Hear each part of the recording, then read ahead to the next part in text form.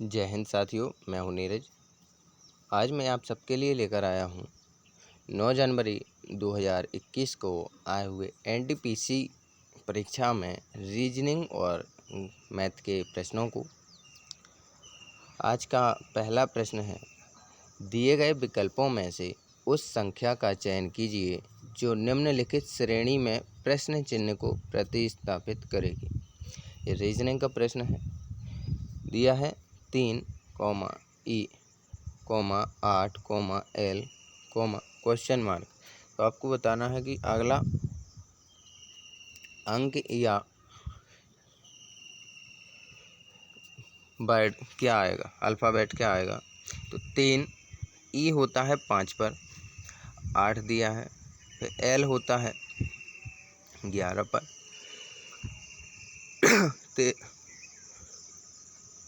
12 पर। फिर दिया है क्वेश्चन मार्क। तो क्या आएगा, क्वेश्चन मार्क की जगह क्या आएगा। तो सॉल्व करेंगे इसे। 3 से हो गया 8, 3 से कितना बढ़ा, 2 बढ़ा तो 5। फिर 5 से हो गया 8 तो 3 बढ़ गया है। फिर 8 से दिया है कि 8 से हो गया L, तो कितना बढ़ गया है, 4। तो पहले 2 बढ़ा, फिर 3, फिर 4। अब कितना बढ़ेगा, 5 बढ़ेगा। तो L में जब 5 जोड़ेंगे तो अब क्या आना है, इंग्लिश का अल्फ़ाबेट ना लिख के अब क्या लिखेंगे, संख्या लिखेंगे। तो L + 5 यानी 12 और 5 कितना होता है, 17।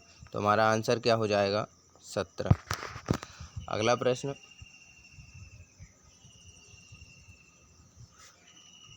में कह रहा है, उस विकल्प का चयन कीजिए जो कि तीसरे पद से उसी तरह संबंधित हैं जिस तरह दूसरा पद पहले पद से संबंधित है। तो EFGH का संबंध VUTS से दिया है। JKLM का संबंध पूछा है कि क्या होगा। E का अपोजिट क्या होता है, V, F का U, G का T और H का S। इसका मतलब सब अपोजिट अल्फ़ाबेट्स को लिखना है। सॉल्व करेंगे।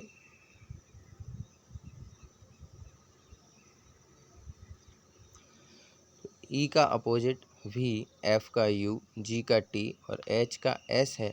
इसी प्रकार J का अपोजिट Q होता है, K का P, L का O और M का N होता है। तो ऑप्शन QPON सही हो जाएगा, ऑप्शन नंबर D। अगला प्रश्न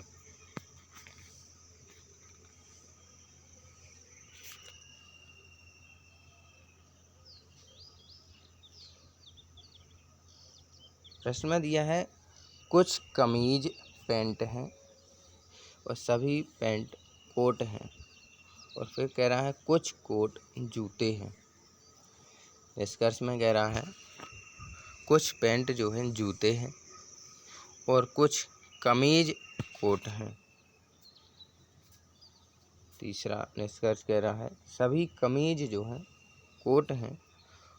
और ऑप्शन 4 कह रहा है कोई पैंट जूता नहीं है।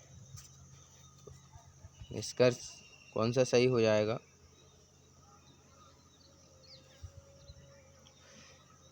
कथन में दिया था कि कुछ कमीज जो हैं पैंट हैं, तो कुछ कमीज का संबंध किससे बता दिया है, पैंट से। फिर कह रहा है सभी जो पैंट हैं वो क्या हैं, ये कोट हैं, सभी पैंट कोट हो गए। फिर कह रहा है कुछ कोट जूते हैं, तो कुछ कोट का संबंध किससे हो गया, जूतों से। निष्कर्ष दिया था कुछ पैंट जूते हैं, तो कुछ पैंट जूते हैं, तो पैंट का जूतों से कोई संबंध नहीं है। कुछ कमीज कोट हैं, कुछ कमीज कोट हैं, ये सही है।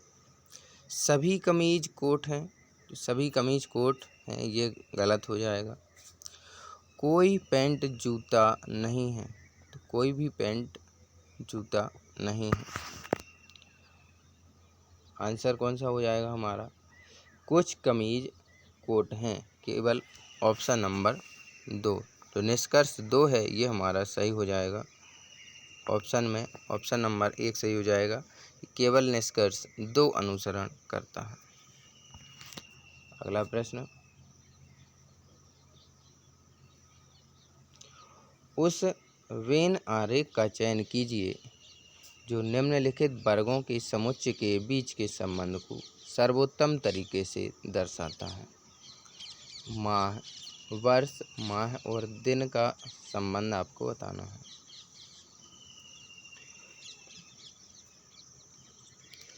ऑप्शन नंबर ए में दिया है एक के भीतर दूसरा और दूसरे के भीतर तीसरा है। ऑप्शन नंबर बी में पहले का संबंध दूसरे से है और दूसरे का तीसरे से। ऑप्शन सी में कह रहा है 2 का संबंध तीसरे से है। ऑप्शन नंबर डी में कह रहा है 1 का संबंध दूसरे से है लेकिन पहले और दूसरे का संबंध तीसरे से नहीं है।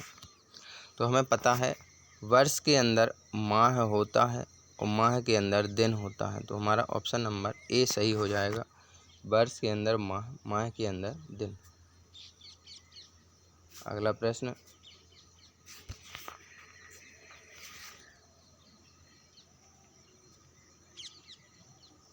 प्रश्न में दिया है उस विकल्प का चयन कीजिए जो कि तीसरी संख्या से इस प्रकार संबंधित है जिस प्रकार दूसरी संख्या पहली संख्या से संबंधित है। 23 दिया है, 23 के अनुपात में दिया है 529। फिर 27 अनुपाते क्वेश्चन मार्क दिया है कि 27 का अनुपात कितना होगा। ये रीजनिंग का प्रश्न है, तो रीजनिंग में 23 का अनुपात 529 दिया है, फिर समानुपात 27 का अनुपात पूछा है कितना होगा। 23 की पावर 1 यानी 23 का स्क्वायर करेंगे तो 529। इसी प्रकार 27 की पावर 1 करेंगे तो 27 आता है और 27 की पावर 2 करेंगे तो 729 हो जाता है। इसका मतलब ऑप्शन नंबर ए हमारा सही हो जाएगा। अगला प्रश्न,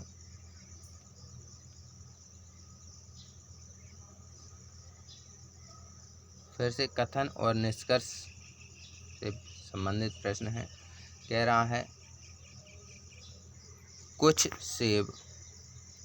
सेब अंगूर हैं, तो कुछ सेब अंगूर हो गए और कुछ अंगूर आम हैं।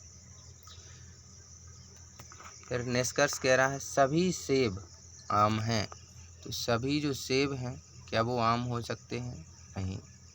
कुछ आम सेब हैं, कुछ आम सेब हैं। अब निष्कर्ष में ऑप्शन देखते हैं।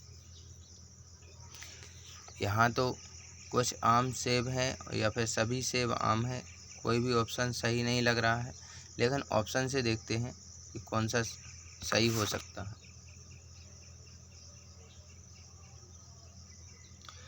या तो निष्कर्ष 1 अथवा 2 अनुसरण करता है। ऑप्शन बी केवल निष्कर्ष 1 अनुसरण करता है। तो केवल निष्कर्ष 1 अनुसरण कैसे कर सकता है कि सभी सेब आम है? ऐसी कोई बात ही नहीं कही गई है। ऑप्शन सी में कह रहा है ना तो निष्कर्ष 1 और ना ही 2 अनुसरण करते हैं। ऑप्शन नंबर 4 में कह रहा है केवल निष्कर्ष 2 अनुसरण करता है। तो दूसरा और चौथा ऑप्शन तो हो ही नहीं सकता है कि केवल निष्कर्ष 1 अनुसरण करता है या फिर केवल निष्कर्ष 2 अनुसरण करते हैं। फंसेंगे कैसे? ऑप्शन नंबर 1, ऑप्शन नंबर 3 में। ऑप्शन नंबर 1 में कह रहा है या तो निष्कर्ष 1 अथवा 2 अनुसरण करता है, सभी सेब आम हैं या कुछ सेब आम हैं। ऑप्शन नंबर सी में कह रहा है ना तो निष्कर्ष 1 और ना ही 2 अनुसरण करता है। तो ऑप्शन नंबर सी हमारा सही हो जाएगा कि ना तो ऑप्शन 1 निष्कर्ष 1 सही है और ना ही निष्कर्ष 2, क्योंकि इनमें संबंध को बताया ही नहीं गया है। अगला प्रश्न, उस वेन आरेख का चयन करें जो निम्नलिखित वर्गों के समुच्चय के बीच के संबंध को सर्वोत्तम तरीके से दर्शाता है। तो मंगल, शुक्र और ग्रह। तो हमें पता है कि हमारे सौरमंडल के मंगल और शुक्र दो ग्रह हैं और ग्रह के अंदर क्या हो जाएगा, मंगल और शुक्र। तो ऑप्शन नंबर सी हमारा सही हो जाएगा।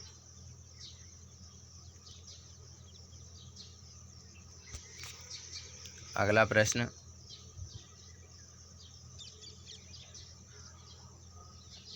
उस विकल्प का चयन कीजिए जो कि तीसरे शब्द से उसी प्रकार संबंधित है जिस प्रकार दूसरा शब्द पहले शब्द से संबंधित है।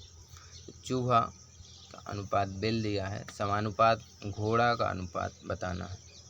तो हमें पता है कि चूहा बिल में रहता है, घोड़ा कहाँ रहता है, तो घोड़े को अस्तबल में बांधा जाता है। तो ऑप्शन नंबर बी या ऑप्शन नंबर 2 हमारा सही हो जाएगा कि घोड़ा अस्तबल में रहता है। अगला प्रश्न, उस वेन आरेख का चयन कीजिए जो निम्नलिखित वर्गों के समुच्चय के बीच संबंध को सर्वोत्तम तरीके से दर्शाता है। कांसा और पीतल और मिश्र धातु। आपको बताना है कि कांसा, पीतल और मिश्र धातु में क्या संबंध है। ऑप्शन नंबर सी हमारा सही हो जाएगा कि कांसा और पीतल जो हैं मिश्र धातुएं हैं। मिश्र धातु ये हो गई और कांसा और पीतल ये दोनों मिश्र धातु हैं। तो मिश्र धातु के अंदर ये दोनों आ जाएंगे, कांसा और पीतल। अगला प्रश्न में दिया है, यदि P का अर्थ प्लस है, Q का अर्थ माइनस है, R का अर्थ गुणा है और S का अर्थ भाग है तो निम्नलिखित व्यंजक का मान ज्ञात कीजिए। व्यंजक कितना दिया है, 2/3 S, 1/3 Q, 7 P, 7 R, 5। व्यंजक में मान रखेंगे PQRS का। तो S का मान कितना है, S का अर्थ है भाग, तो S की जगह क्या रख देंगे, भाग। तो 2/3 भागे 1/3। Q का अर्थ है माइनस, तो माइनस रख देंगे, -7। P का अर्थ है प्लस, तो प्लस रख देंगे। R का अर्थ है गुणा, तो गुणा रख देंगे। सॉल्व करेंगे तो पहले भाग को सॉल्व करेंगे। तो 2/3 भागे 1/3 है, गुणा कराएंगे तो 3/1 हो जाएगा। 3 से 3 कट जाएगा, 2/1 यानी 2 हो जाएगा। माइनस में दिया है 7 प्लस 7 गुणा 5, तो पहले गुणा को सॉल्व करेंगे। 7 पना 35, माइनस का 7 ज्यों का त्यों। तो 35 और 2 37, 37 में से 7 चला जाएगा तो आंसर कितना आ जाएगा हमारा 30। यह हमारा हल हो जाएगा। अगला प्रश्न,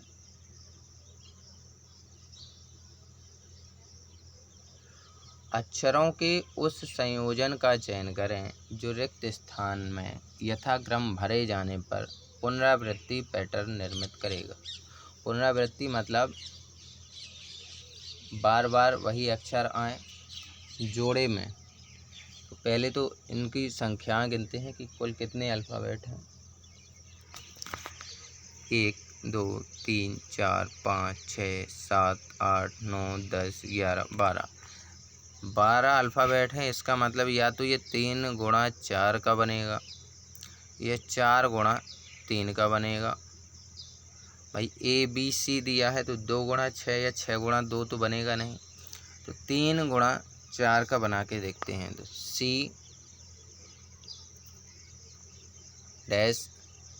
खाली स्थान B, फिर CA खाली स्थान, फिर C खाली स्थान B, फिर C खाली स्थान B है। तो C के बाद हमने देखा कि कितना है, A दिया है। C के बाद कितना आना है, A।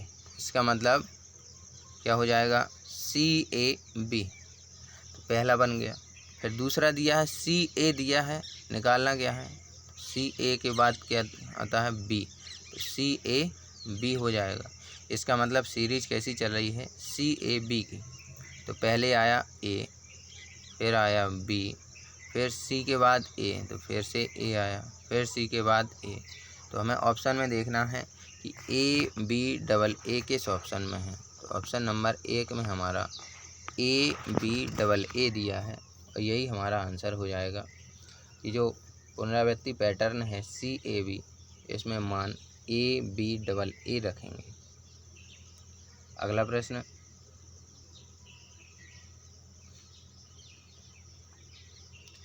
प्रश्न में दिया है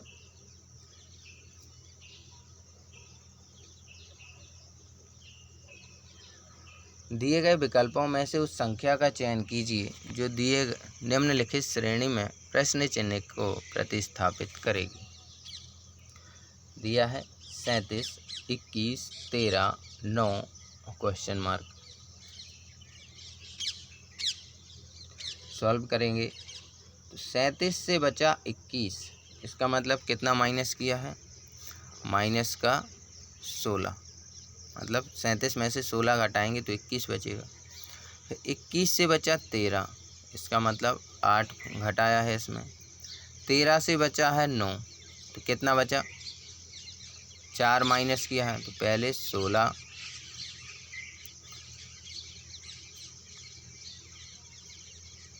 माइनस किया, फिर 8, फिर 4, अब कितना करेंगे, 2 माइनस करेंगे, तो 9 में से जब 2 जाएगा तो कितना बचेगा, 7, और ये हमारा आंसर निकल के आ जाएगा। 16, फिर 8, फिर 4, फिर 2। अब अगर 7 के बाद पूछता तो 7 में से 1 घटा देते तो हमारा आंसर 6 निकल के आ जाता। अगला प्रश्न,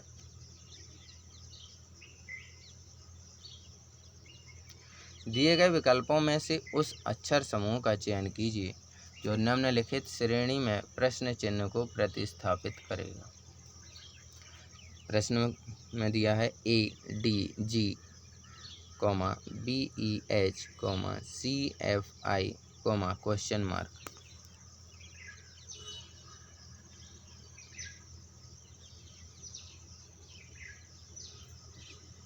देखिए A से कितना हो गया है, A से हो गया है B, फिर B से C, C से D, इसका मतलब पहले क्या आएगा, D, फिर D से हो गया E, F और फिर क्या होगा, G, तो DG, G के बाद H, I, फिर क्या होगा, J।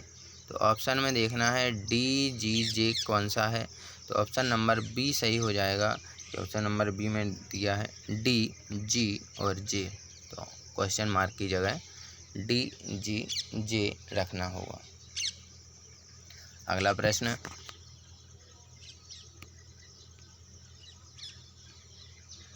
दिए गए विकल्पों में से उस अक्षर समूह का चयन कीजिए जो निम्नलिखित श्रेणी में प्रश्न चिन्ह के स्थान को प्रतिस्थापित करेगा। ये प्रश्न परीक्षा में आए हुए हैं 9 जनवरी 2021 में NTPC परीक्षा में। प्रश्न में दिया है WAK, TDH, QGE, फिर दिया है क्वेश्चन मार्क। आपको बताना है अगले स्थान पर क्या आएगा।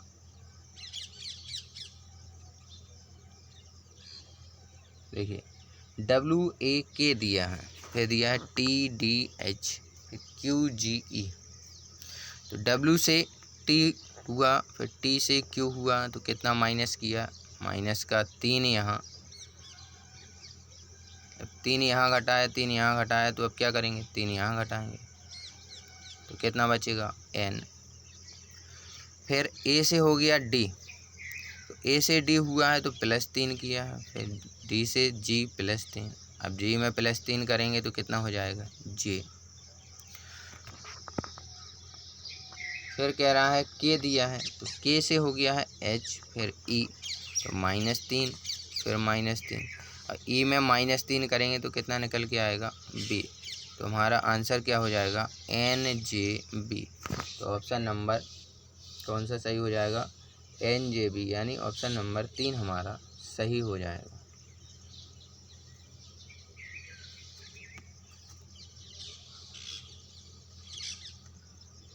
अगला प्रश्न है, चर्च ईसाइयों से संबंधित है तो सिनेगोग का संबंध किससे है। देखिए जैसे हिंदुओं के लिए मंदिर होते हैं वैसे ही चर्च ईसाइयों के लिए होता है, और सिनेगॉग का संबंध यहूदियों से होता है। यहूदी धर्म का पवित्र स्थान क्या होता है? सिनेगॉग। चर्च ईसाइयों का धार्मिक स्थल है, उसी प्रकार यहूदियों का धार्मिक स्थल सिनेगॉग कहलाता है। ऑप्शन नंबर डी सही हो जाएगा। अगला प्रश्न, मणिपुर इम्फाल से उसी तरह संबंधित है जैसे नागालैंड का संबंध खाली स्थान से है। तो मणिपुर की राजधानी क्या है? इम्फाल है। तो आपको बताना है नागालैंड का संबंध किससे है। तो नागालैंड की राजधानी क्या हो जाएगी? नागालैंड की हो जाएगी कोहिमा। ऑप्शन नंबर डी सही हो जाएगा। अगला प्रश्न, ये थे हमारे अभी तक के रीजनिंग के प्रश्न। अब हम करने वाले हैं गणित के प्रश्नों को। पहला प्रश्न दिया है 0.037 पर वार दिया है को कह रहा है P/Q के रूप में व्यक्त कीजिए, जहां P एक पूर्ण वर्ग संख्या है और Q एक प्राकृत संख्या है। 0.037 पर बार को जब P/Q में लिखेंगे तो 37 - 3 हो जाएगा। अब 37 - 3 क्यों हो जाएगा? क्योंकि वार केवल कितने पर है? 7 पर दिया है, 3 पर तो है नहीं। तो 37 में से 3 जाएगा।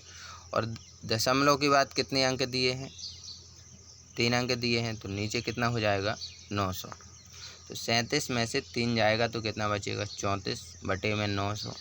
2 से काटेंगे तो 17 2 34, और 450 गुणा 2 करेंगे तो 900। हमारा आंसर कितना निकल के आ जाएगा? 450। अगला प्रश्न दिया है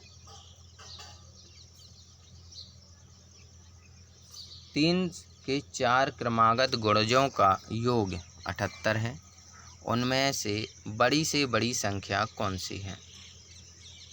तो माना संख्याएं 3x, 3x+1, 3x+2, 3x+3 है। फिर कह रहा है उनके गुणजों का योग निकालना है। 3x प्लस 3 का गुणा x+1 से, प्लस 3 का गुणा x+2 से, और फिर 3 का गुणा x+3 से, बराबर कितना है? 78 है। 3x का तो 3x ही रहेगा, 3 का गुणा x से तो 3x, 3 का गुणा x से तो 3। ऐसे ही 3 का गुणा x से तो 3x, 3 का गुणा 2 से तो 3 दूनी 6, 3 का गुणा x से तो 3x, और 3 तिरका 9, बराबर में 78 दिया है। 3 चौके 12x, 3 6 और 9 को जोड़ेंगे तो कितना हो जाएगा? 18, बराबर कितना है? 78। 12x बराबर 78 में से 18 जाएगा तो कितना बचेगा? 60। x बराबर 60/12 कर देंगे तो कितना निकल के आ जाएगा? 5। सबसे बड़ी संख्या बतानी थी, तो सबसे बड़ी संख्या कौन सी है हमारी? 3 × x+3। 3 × x+3 में मान रख देंगे। x का मान कितना है? 5। तो 5 और 3 8, 8 तिया 24। तो सबसे बड़ी संख्या कौन सी हो जाएगी? 24। अगला प्रश्न, दिए गए चित्र में O वृत्त का केंद्र है। यदि एंगल ARS बराबर 125 डिग्री है तो PAB का मान ज्ञात कीजिए। कह रहा है एंगल ARS ये कितना दिया है? 125 डिग्री दिया है। फिर कह रहा है एंगल PAB का मान निकालना है। PA और B ये वाला आपको फाइंड करना है कितना होगा।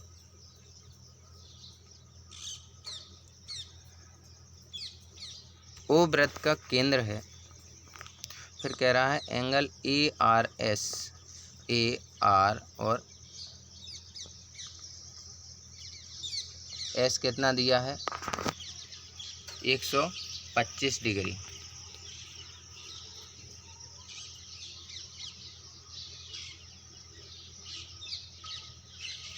एंगल ARS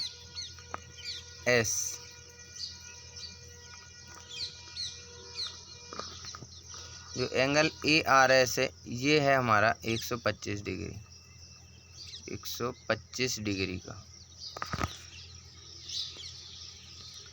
कह रहा है। एंगल ARS 125 डिग्री है, तो ये एंगल जो है ARS ये 125 डिग्री हो गया। फिर कह रहा है एंगल ARP, तो ARP निकालना है तो कितना हो जाएगा, एंगल 180 माइनस एंगल 125 डिग्री। तो 180 में से जब 125 घटाएंगे तो कितना बचेगा, 55 डिग्री, क्योंकि ये क्या है, एक समांतर रेखा है एंगल PRS वाली, तो सीधी रेखा पर बना कोण 180 होता है। एंगल ARS दिया है 125 डिग्री, तो हमें निकालना क्या है ARP। तो 180 में से जब 125 घटाएंगे तो कितना निकल के आएगा, 55 डिग्री। एंगल PRB निकालना है। एंगल 90 डिग्री में से जब 55 डिग्री घटाएंगे, भाई ये कितना है 90 डिग्री है, 90 डिग्री में से 55 घटा देंगे तो कितना आएगा 35 डिग्री। अब कह रहा है एंगल PAB बताना है, ये वाला निकालना था। तो देखिए दोनों त्रिभुजों का आधार समान है, एंगल PR और B, एंगल PAB जब दोनों त्रिभुजों का आधार समान है तो बनने वाला कोण भी क्या होगा, समान होगा। तो जो एंगल PRB है वो किसके बराबर हो जाएगा, एंगल PAB। एंगल PRB जब 35 डिग्री है तो एंगल PAB भी कितना होगा 35 डिग्री का। अगला प्रश्न, निम्नलिखित को हल कीजिए।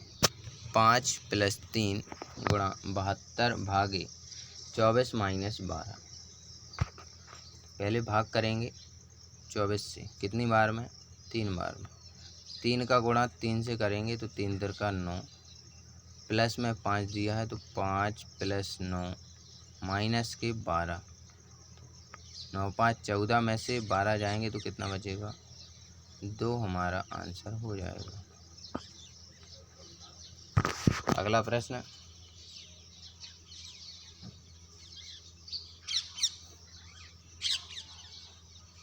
जमीर 40% की ऑफ सीजन छूट पर एक वस्तु खरीदता है और उसे आगे अंकित मूल्य पर 25% की छूट देकर बेचता है। उसका प्रतिशत लाभ हानि ज्ञात कीजिए।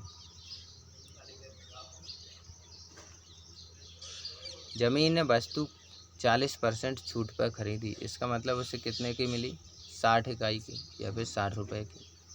फिर कह रहा है जमीन ने वस्तु अंकित मूल्य पर 25% की छूट पर दी। अब जितने में खरीदी उतने का 25% छूट नहीं कह रहा है, अंकित मूल्य का 25%। तो अंकित मूल्य 100 इकाई था, 100 में से 25% चला जाएगा तो कितना बचेगा 75 इकाई। अब जमीन का लाभ प्रतिशत कितना है, खरीदी 60 में है और बेची 75 में है, 15 का लाभ 75 माइनस 60/60 गुणा में 100%। 75 में से 60 जाएगा तो 15 बटे में 60 गुणा 100, तो 15 चौकी 60 और 4 से काटेंगे 100 को तो हमारा आंसर निकल के आ जाएगा 25%। इसका मतलब जमीर का जो लाभ प्रतिशत है वो कितना है 25%।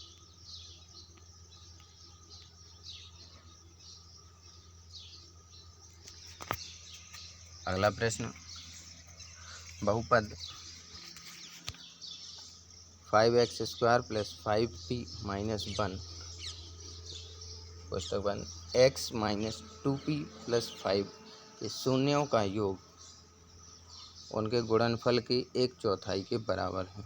p का मान ज्ञात कीजिए।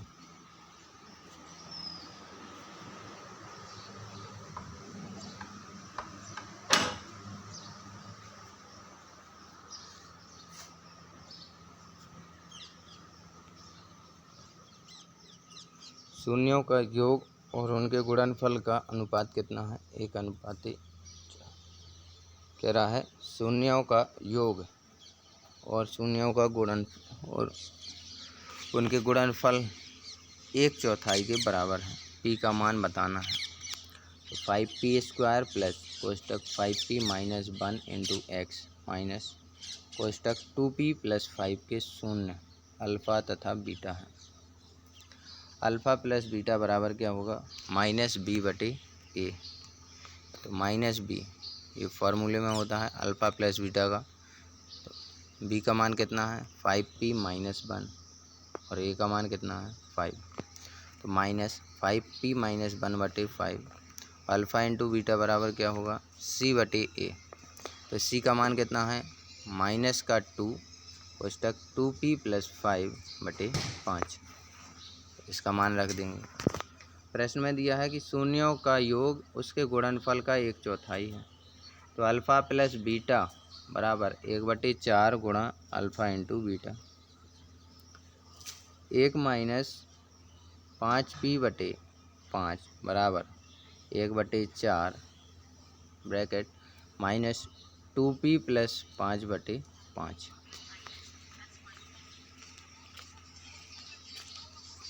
अब यहाँ माइनस का चिन्ह क्यों हट गया है? क्योंकि यहाँ 5p माइनस 1 था।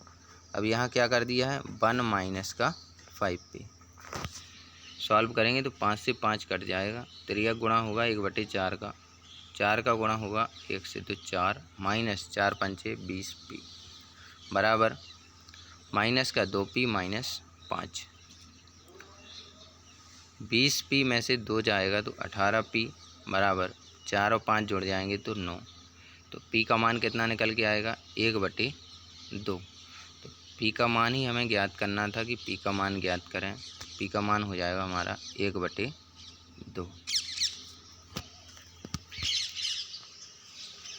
दोस्तों ये थी हमारी आज की क्लास, जिसमें हमने रीजनिंग और मैथ के प्रश्न जो 9 दिसंबर 2021 को RRB NTPC परीक्षा में पूछे गए हैं उनको हल किया है। अगली क्लास में हम लेकर आएंगे मैथ रीजनिंग के साथ साथ GS के भी प्रश्नों को जो RRB NTPC परीक्षा में पूछे गए हैं।